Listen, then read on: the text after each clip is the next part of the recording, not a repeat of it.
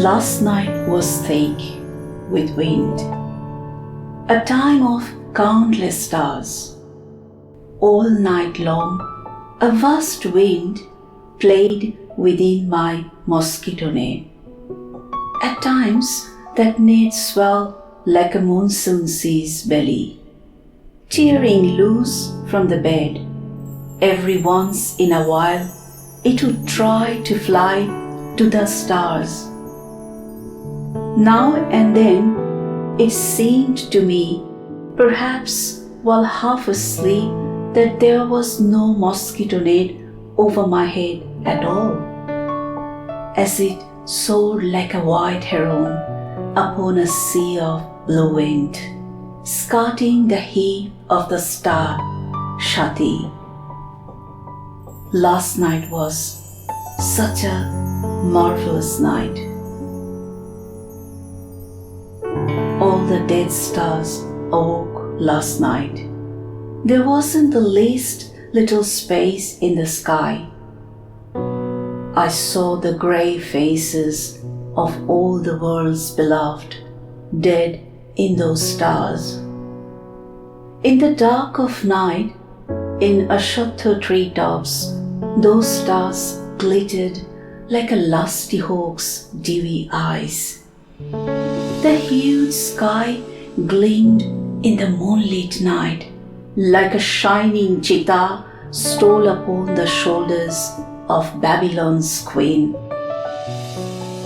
Last night was such an amazing night. Those stars in the bosom of the sky that died thousands of years ago, they too brought with them through the window last night countless dead skies.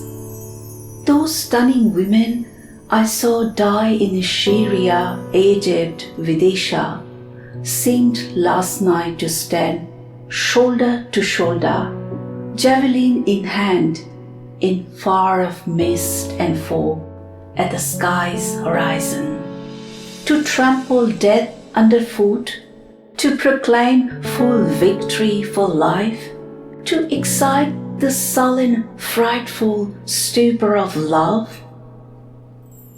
I was overwhelmed,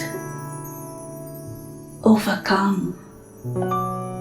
My heart filled with the scent of a vast green grassy veld, with horizon flooding, blessing sunlight scent, with a restless, massive, vibrant, woolly outburst of darkness, like growls of an arrow's tigress, with life's untamable blue intoxication.